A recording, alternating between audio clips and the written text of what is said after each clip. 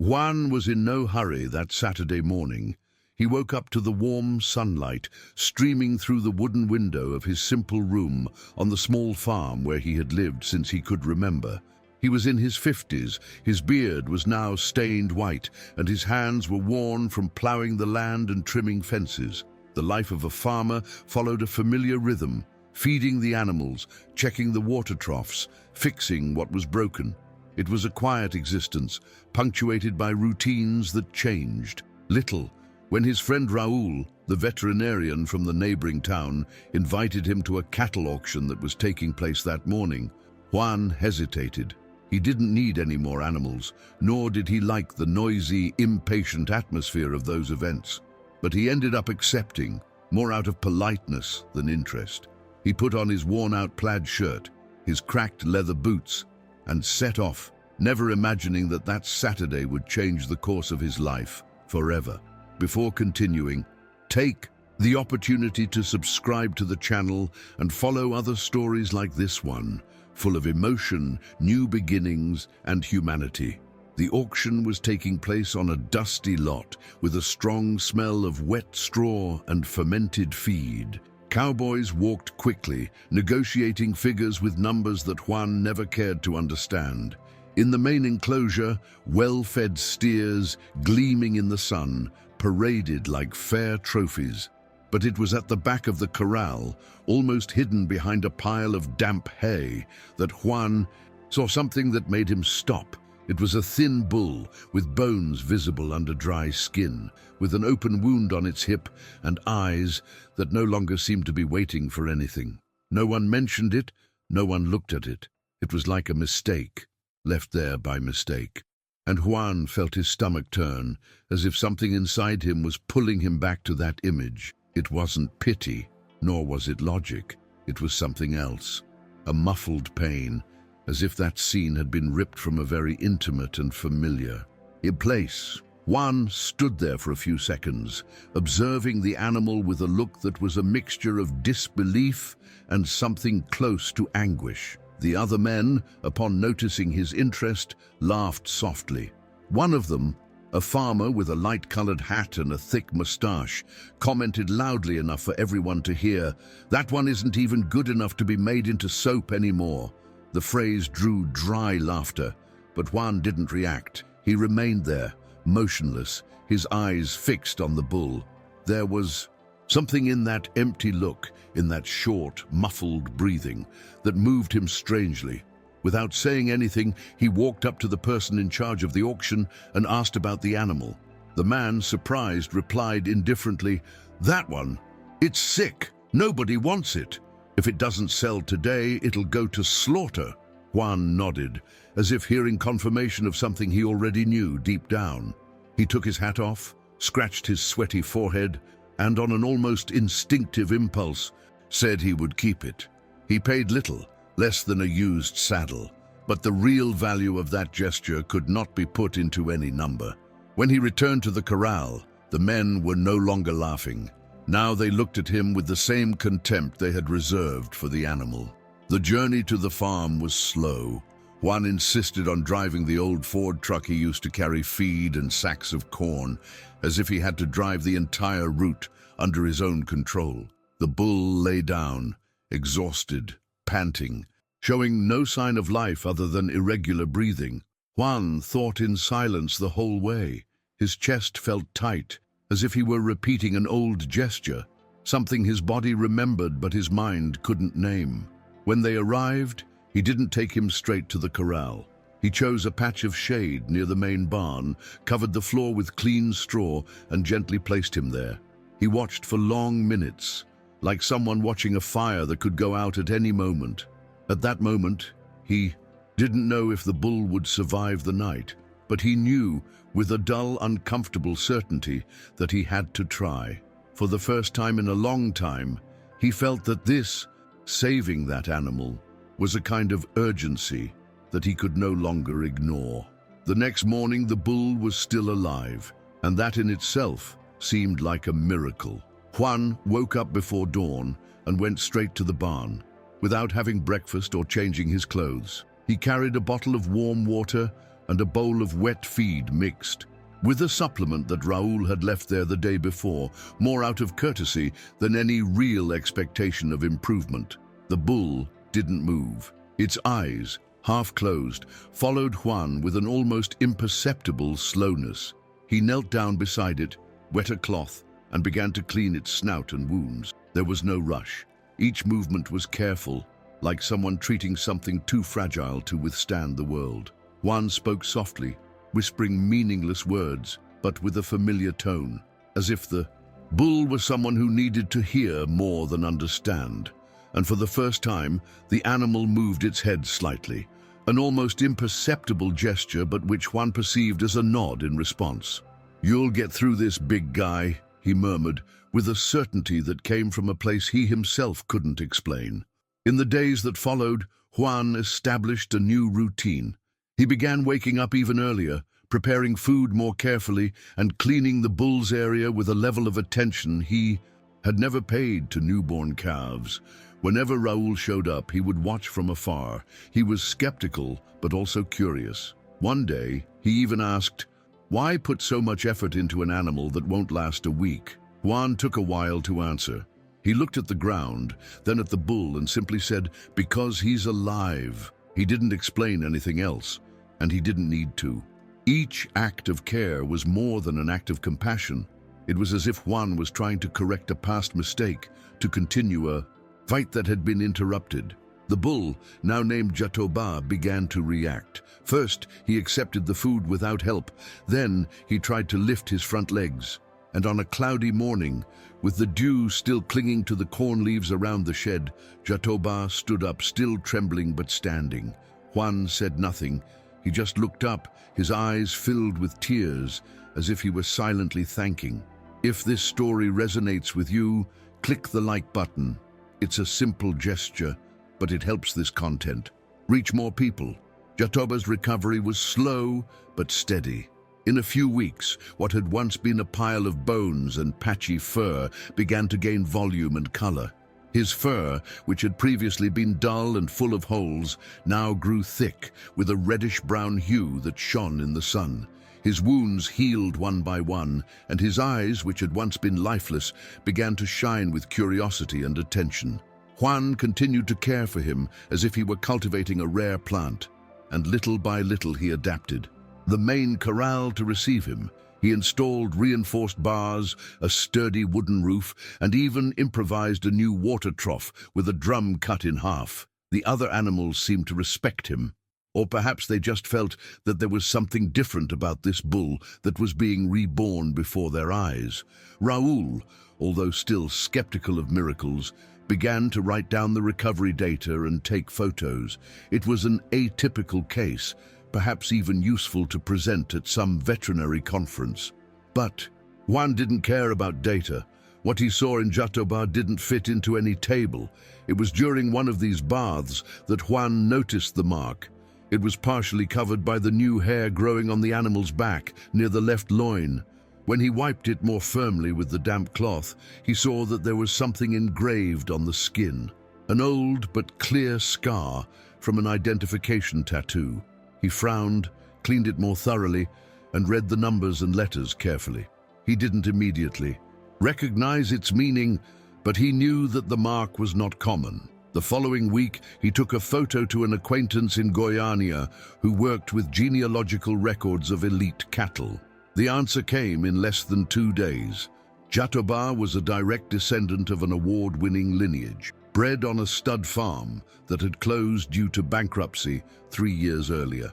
The animal, probably sold in a lot with other common cattle, had been discarded by mistake or carelessness. Juan remained silent for long, minutes, staring at the message on his old cell phone. The world saw an opportunity there. He saw something else, a son of noble blood who had been thrown to the back of the corral as if he were worthless. As the weeks went by, news about the bull began to spread throughout the region. People from neighboring towns began to show up at Juan's farm to see Jatoba, as if the animal were a rare trophy, a curiosity. The phone rang all the time with offers to buy the bull and proposals to take it to exhibitions and cattle fairs. But Juan was not moved by the figures. For him, Jatoba was not a market animal. It was something much deeper. Every time someone interested visited, he felt a tightness in his chest. Jatoba was no longer just an animal to him. It was a symbol.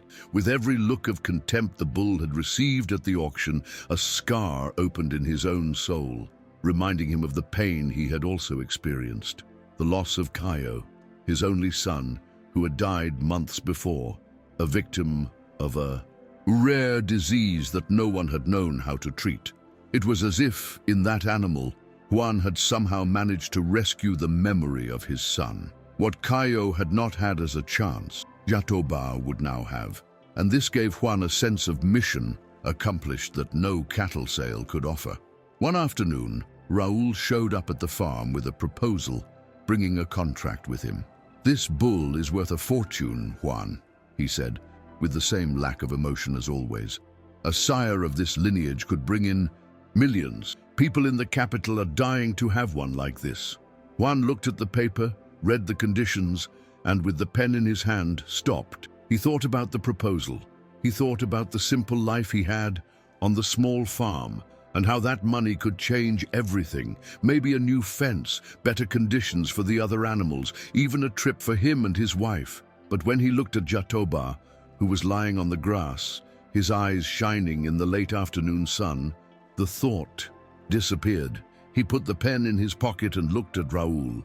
No, the answer was simple and direct, as if it had already been expected. "Jatoba will stay here." The veterinarian did not insist. He just raised his eyebrows but said nothing more. It was clear that Juan was not negotiating a simple cattle. He was negotiating something deeper, something only he and the bull knew. Over time, Juan began to realize that caring for Jatoba helped him move forward in a way that even he couldn't quite explain. Before the bull arrived, the days seemed empty, as if the farm had lost its sound. Since Caio left, everything there felt like absence. The boy's room was still closed, with his toys organized in the same way, and the kitchen table still had 3 chairs, although only 2 were occupied. Juan avoided looking at photos, avoided long conversations, and even avoided sleeping too much. But with Jatoba, a new type of routine emerged, one that required presence, touch, attention. It was as if caring for that animal was, in some way, caring for a part of himself that had been suspended since the loss of his son. Each step Jatoba took, an extra step, a short jump, a firmer neigh, was a relief. As if, with each advance of the bull, Juan was also getting back on his feet, even if he was staggering inside. Juan's wife, Luciana, was the first to notice the change. At first, she watched everything from afar, respecting her husband's grief, not knowing how to help him get through the dark silence that had settled between them since Caio's death. But when she saw Juan cleaning the corral with an almost obsessive dedication, humming while preparing the feed, and even jokingly calling Jatoba "my stubborn friend," she understood. Little by little, she began to get closer too. She brought fruit for the animal, made tea for her husband, and even began to sit on the porch in the late afternoon just to watch the 2 of them. "It's as if this animal has brought the color back to your face," she commented one day as she ran her hand over Juan's shoulder. He didn't respond. He just kept watching Jatoba, who was grazing peacefully, as if he knew exactly what role he was playing there. To remind that family that even after the greatest loss, life insists on going on somehow. What no one saw, however, was what happened in the early hours of the morning. Juan, even exhausted from the day's work, would wake up in the middle of the night and go to the corral just to see if Jatoba was breathing well. Sometimes he would stay there in silence, leaning against the trunk of the mango tree, just listening to the sounds of the sleeping farm and the calm snoring of the bull.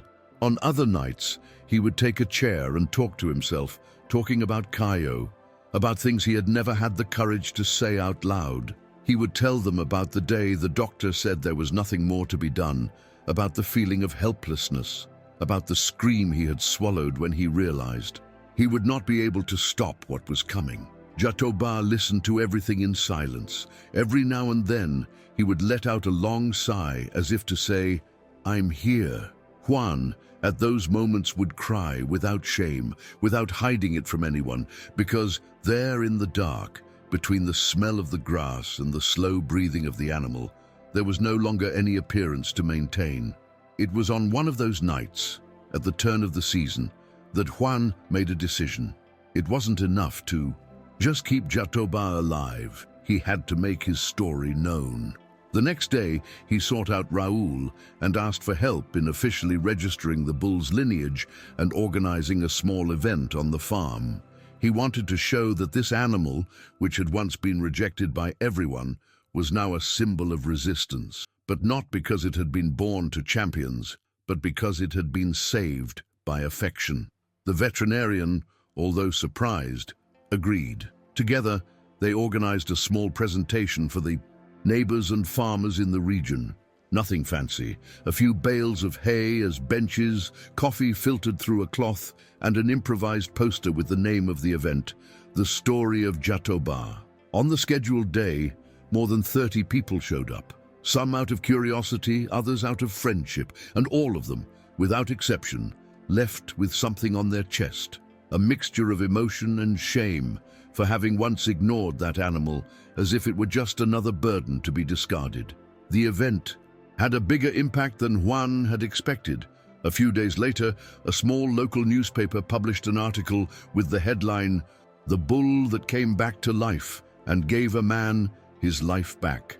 The photo showed Juan next to Jatoba, both of them in the evening light, with that kind of serene expression that only those who have suffered in silence can carry on their faces. The story was shared on social media, and soon reporters from abroad began calling. There was something about the story that touched those who heard it deeply. Maybe it was the symbolism of giving a second chance. Maybe it was the simplicity of the gesture. Or maybe it was the fact that deep down, we have all felt abandoned in some barnyard in life, waiting for someone to see us. Juan, however, refused interviews. He didn't want to become a rural celebrity or pose as a hero. He would only say that he had done what needed to be done, and that if the world found this admirable, perhaps it was the world that needed to change its reference point. Despite the repercussions, the routine on the farm remained the same. Juan continued to feed Jatoba every day, talking to him as if he were talking to an old friend. Luciana sometimes laughed, saying that the bull understood more than most people.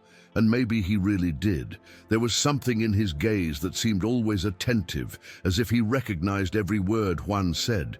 On rainy days, the bull would take shelter under the reinforced cover, and on hot days, he would lie down under the shade of the mango tree, always in the same place, as if he had built a sacred territory there. He was an imposing animal now, muscular, firm, with the posture of a king. But at the same time, he carried a gentleness that no other bull had seen. Children came to visit him, families took pictures, and he, calm, allowed everything. Juan watched all of this with silent tranquility. It wasn't pride that he felt. It was more like a strange peace, the feeling that, for the first time since Cayo's death, something inside him had found a place to rest. It was an ordinary morning when Juan received a letter from an unknown sender. The envelope was plain, but inside was a handwritten sheet of paper with firm handwriting and carefully chosen words. It was from a woman named Clara, the daughter of the former breeder responsible for Jatoba's lineage. She said she had seen the report and recognized the bull's brand, identifying him as a descendant of one of the most important sires her father had bred before the farm went bankrupt. At the end of the letter, she thanked Juan for taking such good care of him, saying that this had brought comfort to her family, who for years had mourned the loss of the animals during the forced sale of their assets. Juan read the letter slowly, sitting on the porch with his feet propped up on the wooden step. He didn't answer, but that afternoon, he took Jatoba to the highest part of the farm, where the pasture met the horizon, and stayed there for hours. He sat in silence, like someone watching an old movie with the sound off. It was as if he was finally at peace with the past that had been an open wound for so long. That night, Juan slept soundly, without nightmares, without waking up in the middle of the night. It was the first time in a long time that this had happened. Luciana noticed in the morning, when he was still snoring and the sun was already shining brightly through the window. She left the coffee, ready, and went out to feed the chickens, not wanting to wake him.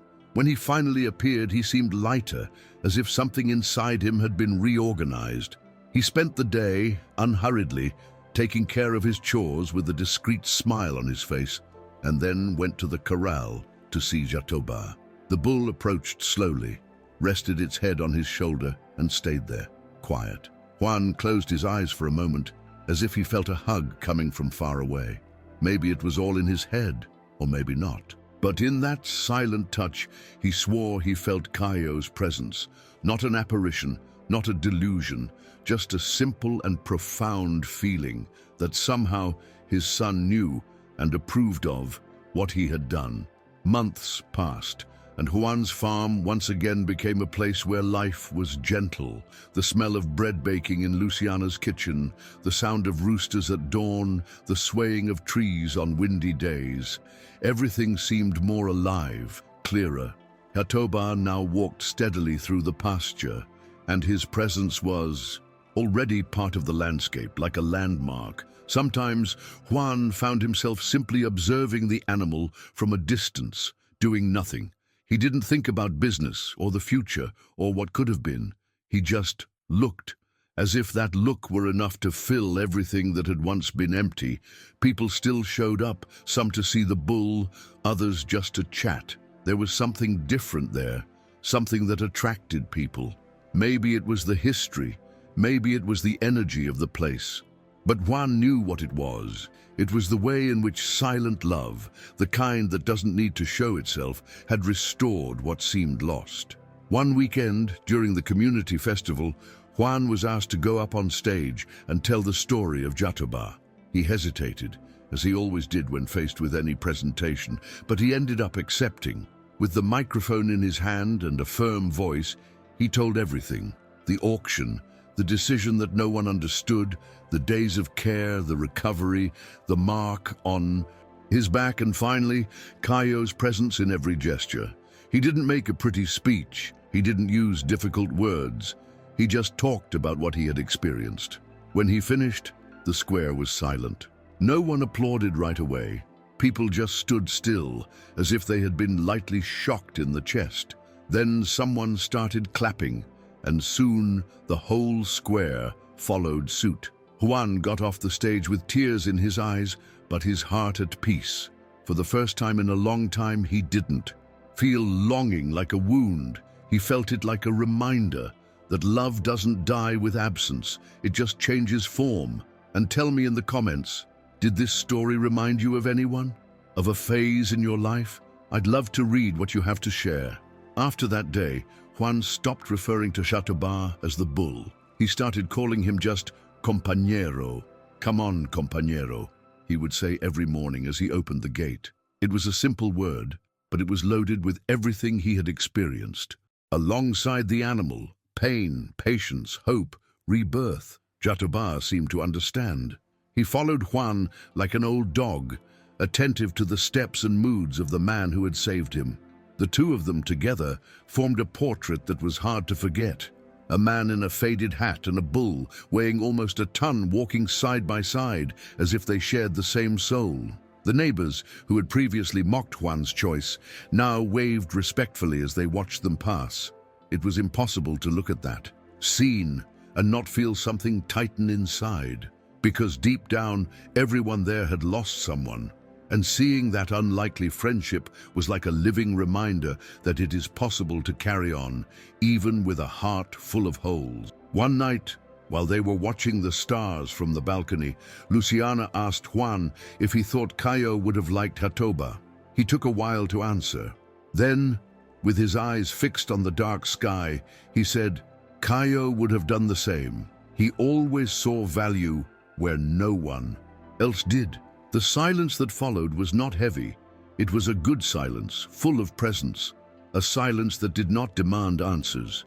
It only welcomed. That night, Juan slept again without dreams, and in the morning, he woke up with Jatoba leaning against the shed, waiting for breakfast, as always. Nothing had changed, and at the same time, everything was different. Juan knew that he would still carry the longing for his son for the rest of his life, but now it came along with something else. A kind of gentle pride, a peace that does not erase pain, but transforms what it touches. Because in the end, he had understood that he could not save Caio, but he could love until the very end. And this love, even without a destination, found a tired and forgotten body to blossom again. Jatoba lived for many years after that first day at the auction. He never participated in tournaments, never served as a stud on elite farms, never left the boundaries of Juan's property, but he became part of the family. It was common to see him in Christmas photos, at June festivals, on lazy Sunday mornings. The children of the community loved to visit him, and some even said that he brought luck to whoever touched his horns. Juan smiled when he heard this, but deep down he believed it too, because it was alongside that bull that he rediscovered parts of himself that he thought he had lost forever.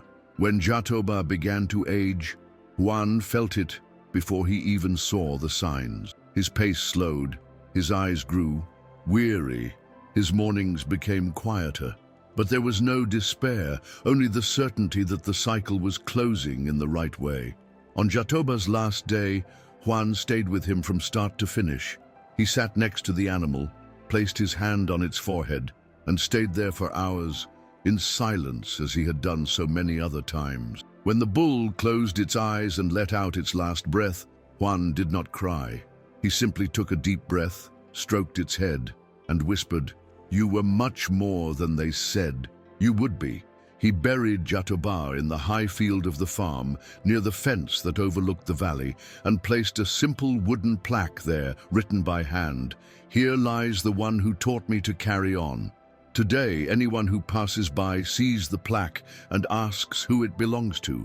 And Juan, now with his hair all white and his voice lower, always answers the same thing: "A friend who saved me when I thought there was no salvation."